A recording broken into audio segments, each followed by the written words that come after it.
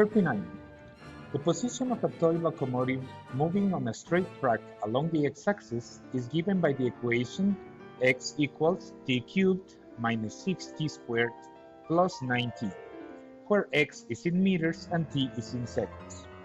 The net force on the locomotive is equal to 0 when t is equal to...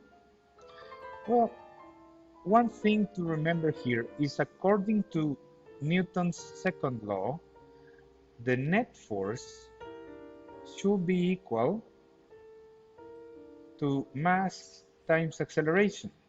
Therefore, the net force is going to be 0 only if the acceleration is 0. Now, using our model, the velocity is the derivative of position, like this,